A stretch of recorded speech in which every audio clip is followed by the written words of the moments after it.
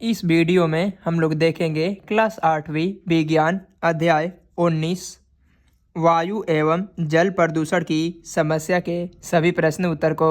चलिए इस वीडियो को शुरू करते हैं। जैसा कि यहाँ पे अभ्यास का क्वेश्चन 1 नंबर में यहाँ पे दिया गया है कि प्रदूषण क्या है।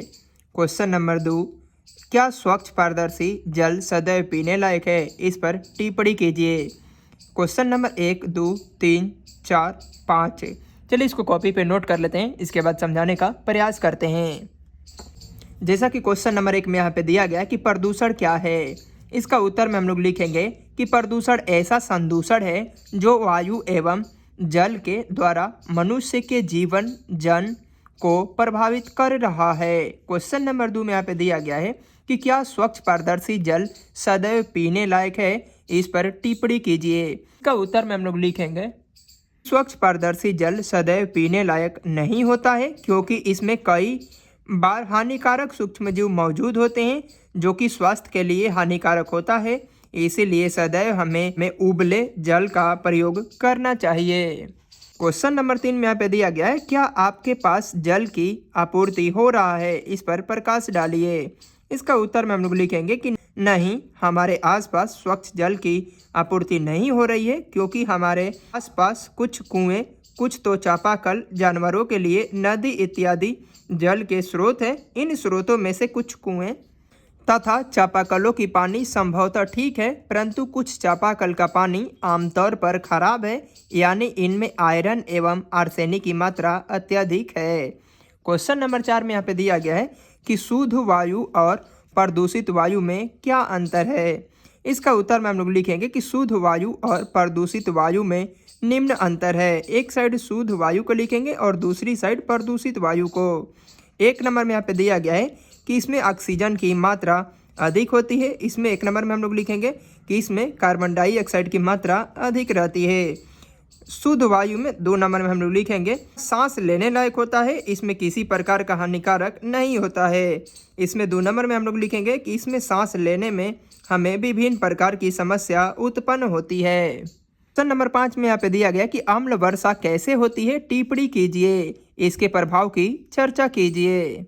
इसका उत्तर में हम लोग लिखेंगे कि सल्फर डाइऑक्साइड के साथ साथ नाइट्रोजन के ऑक्साइड बनते हैं। वायुमंडल में ये जलवाष्प से अभिक्रिया कर सल्फ्यूरिक अम्ल और नाइट्रिक अम्ल बनाती है। ये वर्षा जल को अम्लीय कर देती है और इसे ही अम्ल वर्षा कहते हैं। अम्ल वर्षा बहुत ही हानिकारक होता है। इसका प्रत्यक्ष प्रभाव हम ताजमहल पर देख सकते हैं, जो कि अम्ल वर्षा से प्रतिक्रिया कर क्षतिग्रस्त हो रहा है। क्वेश्चन नंबर 6 में यहाँ पे दिया गया है कि निम्नलिखित में से कौन सी पौधा घर गैस नहीं है? इसका उत्तर में हम लोग लिखेंगे कार्बन डाइऑक्साइड। क्वेश्चन नंबर 7 में यहाँ पे दिया गया है कि ताजमहल की सुंदरता को ग्रहण लग रहा है। इस पर प्रकाश डालिए। चलिए इसका उत्तर में हम लोग लिखेंगे क्वेश्चन नंबर 7 का उत्तर में हम लोग लिखेंगे कि ताजमहल दुनिया की 7 अजूबों में से एक है, किंतु इसकी सुंदरता को ग्रहण लग रहा है। बात दरअसल ऐसी है कि आगरा से 40 किलोमीटर दूर मथुरा का तेल शोधक कारखाना स्थित है, जो कि प्रतिदिन काफ़ी मात्रा में सल्फर डाइऑक्साइड वायुमंडल में छोड़ देता है, जो कि अम्ल वर्षा कराने में अधिक उपयोगी है। यही अम्लीय वर्षा जल में उपस्थित अम्ल संगमरमर या चूना पत्थर से क्रिया करके ताजमहल की दीवारों एवं गुंबज का क्षरण कर रहा है। इसे संगमरमर कैंसर की संज्ञा दी गई है। क्वेश्चन नंबर 8 में यहाँ पे दिया गया है कि जल की उपयोगिता बताइए, इसका शुद्धिकरण कैसे किया जाता है? इसका उत्तर में हम लोग लिखेंगे कि हमेशा यह कहा जाता है कि जल ही जीवन है। यह हमारे दैनिक कार्य जैसे खाना बनाने, खाना खाने, कपड़ा धोने, नहाने इत्यादि में किया जाता है। हमारे जीवन का जल एक विभिन्न अंग है। इसके बिना जीवन की कल्पना नहीं की जा सकती है। जल शुद्धिकरण के लिए हमें इस बात पर ध्यान देना होगा कि किसी प्रकार से जल दूषित होने से रोका जाए। बड़े बड़े कारखानों से निकले दूषित जल को शुद्ध करने के बाद ही तालाबों या नदियों में बहाया जाए।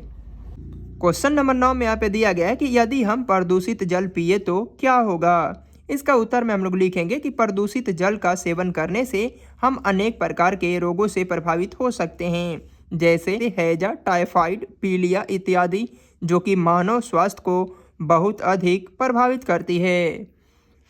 क्वेश्चन नंबर 10 में यहाँ पे दिया गया है कि वायु प्रदूषण रोकने के उपाय बताइए। इसका उत्तर में हम लोग लिखेंगे कि वायु प्रदूषण रोकने के निम्न उपाय है। नंबर 1, वाहनों में सीएनजी का प्रयोग करके। नंबर 2, घरों में धुआं रहित चूल्हा का प्रयोग करके। नंबर 3, ऊर्जा प्राप्ति के लिए वैसे साधनों का प्रयोग करना जिनमें वायु प्रदूषण कम हो। नंबर 4, अधिक से अधिक वृक्षारोपण करके। क्वेश्चन नंबर 9 तक देख लिया। अब देखेंगे क्वेश्चन नंबर 10 को। सही कथन पर टी और गलत कथन पर एफ लगाइए। क नंबर क्वेश्चन यहाँ पे दिया गया है कि संसार की 25% जनसंख्या को निरापद पेयजल नहीं मिलता है। यह ट्रू है, सही है। ख नंबर क्वेश्चन, गर्म जल की जल भी एक प्रदूषक होता है। यह फॉल्स, गलत है। ग नंबर क्वेश्चन, जुलाई माह में प्रतिवर्ष वन महोत्सव मनाया जाता है। यह ट्रू, सही है। क्वेश्चन नंबर घ, अम्लीय वर्षा खेतों की मिट्टी को प्रभावित करता है। यह ट्रू, यह भी सही है। अब क्वेश्चन नंबर 11 को देखेंगे। में यहाँ पे दिया गया है कि वायु प्रदूषण रोकने के उपाय बताइए। इसका उत्तर में हम लोग लिखेंगे, जैसा कि क्वेश्चन नंबर 11 को हम लोग देख लिए कि वायु प्रदूषण रोकने के उपाय बताइए। ये वाला क्वेश्चन यहाँ पे 10 हो गया था, 10 वाले क्वेश्चन में देख लिए। अब देखेंगे हम लोग क्वेश्चन नंबर 12 को। यहाँ पे दिया गया है रेखा चित्र द्वारा पौध घर प्रभाव को दर्शाइए। इसका उत्तर में यहाँ पे दिया गया कि पेज नंबर 273। जैसा कि पेज नंबर यहाँ पे 273 दिया गया है, ये वाला और ये फिगर, दोनों फिगर को बना लेना है क्वेश्चन नंबर 12 में। देखेंगे हम लोग क्वेश्चन नंबर 13 को।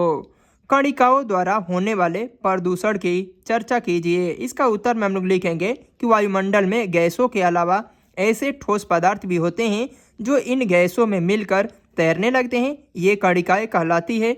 इन कणिकाओं का व्यास 0.02 से 100 माइक्रोमीटर में रहता है।